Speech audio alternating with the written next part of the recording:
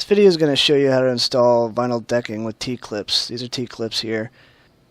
Alright, so the first thing I have to do is cut back 2 of the T-clips because the door sticks out past the wall a little bit. Now this is a cutoff wheel. I've got a background in metal fabrication. We use these all the time in that industry, but I figured out that it works great for plastics too. Now it does melt it a little bit, but if it's got to look nice, you can usually take your fingernail and just scrape off the little melted parts of it. I use this for J-channel, for vinyl siding, and even shingles. I haven't tried it on the decking yet, but I assume it would work just fine. But here, you'll see I'm cutting part of the T off so they butt up against underneath the door. Now this set of T-clips comes with the screws and the bits for it. Now here, I'm going to take the bit out and put it in my screw gun, as you can see. And I'm going to screw these clips in now. So that's what you're going to see me doing here.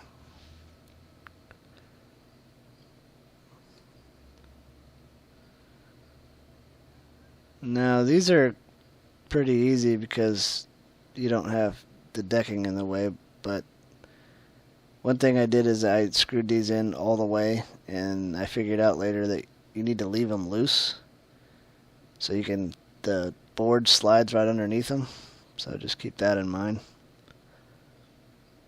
I had to go back later and back these off a little bit. Another thing you want to keep in mind too is if you have to back these screws out, at least for these clips anyway, don't use the same screw, because when you go to tighten them down, because I backed them out already, they were stripping out on me, so I couldn't get them all the way tight. So that's another thing to keep in mind here. Now this here, I'm just taking some roof edge, and you can see I'm creating a little guide so I know how far back from the edge these clips need to be. Now I had to redo this second one I did, well, actually the first one, because it was further back than the second one. So that's what you're seeing me do here. Getting it in place using my guide, and it's lined up. So now I do the third and fourth one, but I cut the fourth one out because it's the same process as this one right here. And what I'm doing is putting the screw in first, because now I got the guide. I have to be able to hold the guide up and the clip, and I can't do those two things and hold the screw in. So I get it started, and I take the screw gun and screw it in. Now again, I screw these in too tight, and this is the first time I've installed decking, so this video is going to show you a lot of what not to do as well. So there's a lesson for you. Don't screw these clips in tight until you get the decking underneath. Now what I'm doing here is I'm just taking J-channel and making sure that the J-channel covers up the gap in between the house and the decking. I just went and got my pry bar, and I'm going to use that to push the decking into the clips while I screw the clips on the other side.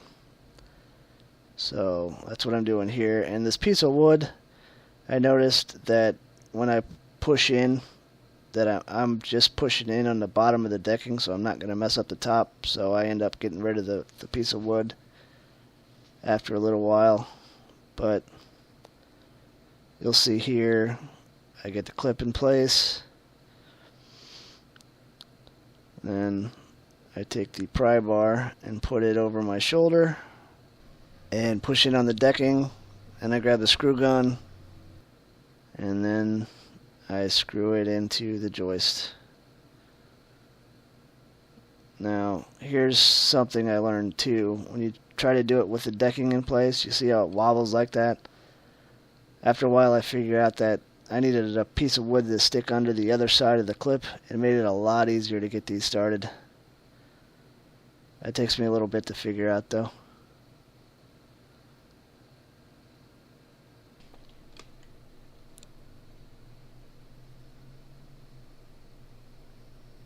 Now here's where I go back and tighten up the clips on the other side. Since the decking's underneath, I can go and tighten them up now. You just saw me back the the clip on the other side up a little bit, because here's where I figured out that you can't have them fastened all the way. So this is the second clip on the other side.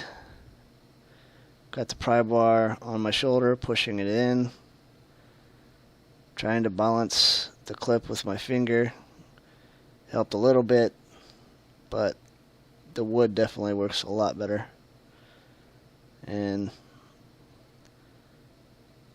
tightening the clip on the other side all the way down. Alright, now I'm going to speed all this up because, you know, it's the same process. There's no new information here. Just get these clips screwed in. It's nice and snug. Alright, I'm going to show you what not to do here. So I'm going to push this second board up, and then I'm going to try something new. I thought using a hammer and this piece of wood to pound the board in would work, which you'll see me trying here. So speeding this up because it's a complete waste of time. Here's the end here. You'll see when I push it in, the other end just popped right out, so that obviously doesn't work. So I go back to the pry bar.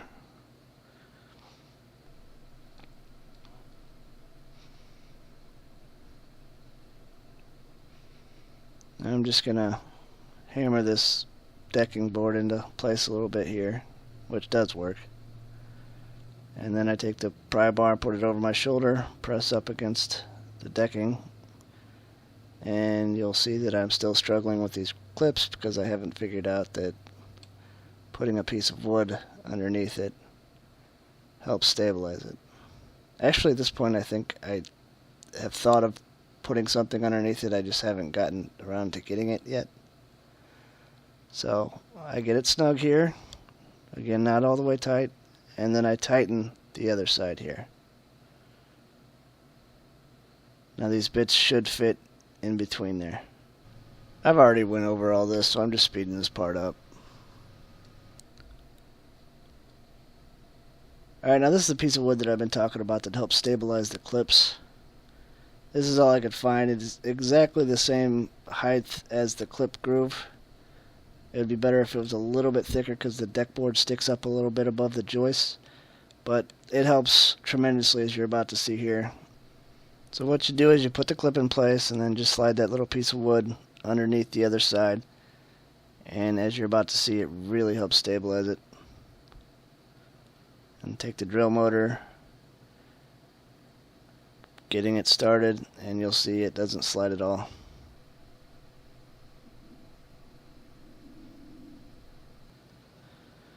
Now here's where I show you the method that I came up with for tightening these deck boards, and it works a lot better than the pry bar method.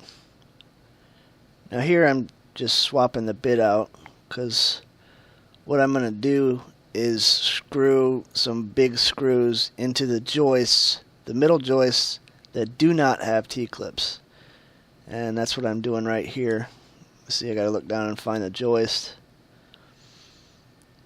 I take the screw gun and I screw these in. And what this is gonna do is allow me to attach a grip to that screw and to the end of the deck board to tighten it. You'll see what I'm talking about here in a minute. I'm gonna do this on the other side, so I can have two grips on each side and pull it in simultaneously. Now here you're going to witness my mild case of OCD. When I get this one in, and I'm going to look over and see that, hey, oh, that one's higher. I better put that down 1/8 of an inch. You know, before the earth spins off its axis. Because I heard that happens. Alright, so here I'm just taking the grips. You know, see, attaching it to the screw. Putting the other end on the decking and then tightening it. Works beautifully. Now this method does lift the board up, but I eventually figure out that all you have to do is, when you're putting the clips on, just push it down. But here's me gripping the other side, tightening it up, and perfect. Even all the way down. Now I'm going to try putting a screw in the middle here where a T-clip doesn't go to hold the board down flat, but it doesn't work, as you're about to see here. And I'm just going to speed this part up because it's a waste of time. I'm going to back this out. Lesson learned. And you see the pry bar there. I was trying to use the weight of that to keep the board flat, but it didn't really work either. Now here I'm going to try using 2 pieces of that thin wood. I end up going back to 1 piece, so this is too tall for me. And I want to bring up right now that I'm still not doing it the best way. Right now I'm working from end to end, and later on I figure out that going from the middle out is the best way to go. Because at the end here there's going to be a gap that I'm going to deal with. Again, no new information here. Might as well speed all this part up until I get to the gap. You see on the end here I just put the last clip in, and it's pretty wide. So now I got to figure out how to fix that. Now I notice I get this gap only when I work from end to end. I never got it when I started from the middle and worked out to each end. If that makes sense. You'll see what I mean later on here. Also for this first couple I used the grip on. I really tightened the grip pretty tight, so that may have been why I got that gap on the end as well. Now this I'm just speeding through it. It's me fixing the gap. What I did is take the clips out, grab the pry bar, push it up against the edge, and then put the clip back in. Fix the gap. Alright, now here's the one where everything seems to go right. Now I'm taking the grip, putting it on the edge, pulling it not too tight, but tight enough that it pulls the board in.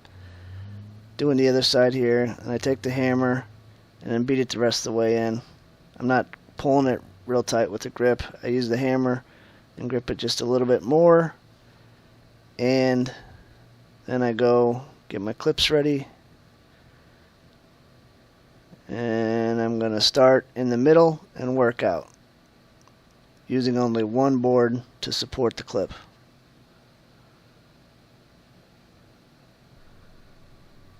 So after this board is where it gets boring for me, because I'm not figuring anything out. It's all just routine. Now you'll also notice that I don't tighten the clips up on the other sides this time. I'm waiting until I have all the clips in place on the board, just in case that may have been why I was getting the gap. This is all repetitive. I'm going to speed this up. You should get the idea. Working from the middle out. Now you'll see all the clips are installed. They're not tightened down though on either side. But here I do go back and tighten the ones just before the last board, which you're seeing here. Now this first clip I have problems with because it's stripped out. Now I brought that up before about throwing a screw out if you have to back it out, because otherwise you have that problem. I did anyway. Okay, now here I'm just taking these screws out and moving them down so I can get the grips around the next boards. Again, no new information here. Alright, next I'm going to show you this installation from a different perspective. First I clamp down the boards, and then starting in the middle I install the first clip, the second clip, and then I go to the end, third clip, and the other end, fourth and final clip. Now I go back to the boards from before and tighten those clips down.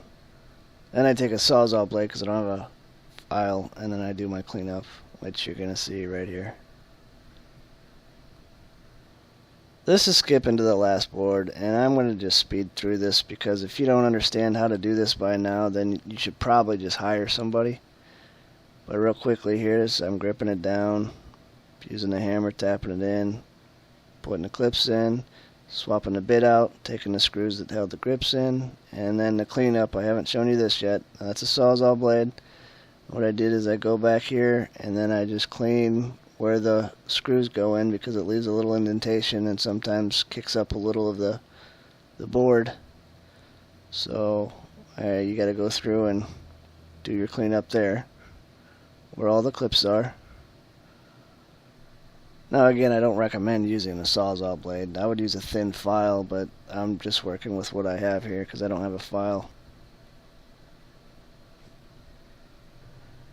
Now the last thing you got to do is figure out how you're going to cover up the ends of your boards. Now they do sell composite looking end caps, I guess, but they were glued on in the store and I didn't really like how they looked.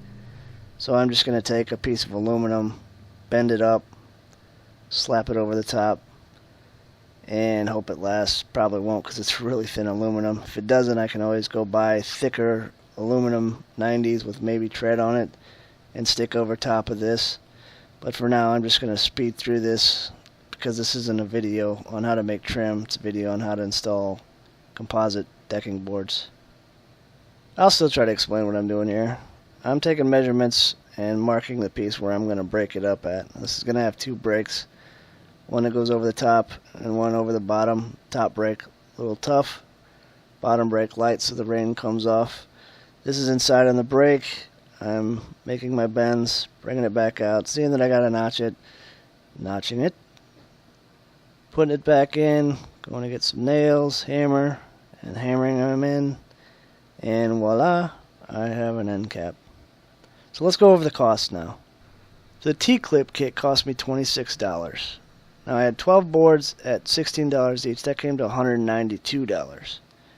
So I did include the cost of the aluminum, but with tax, this cost me about $234 to do.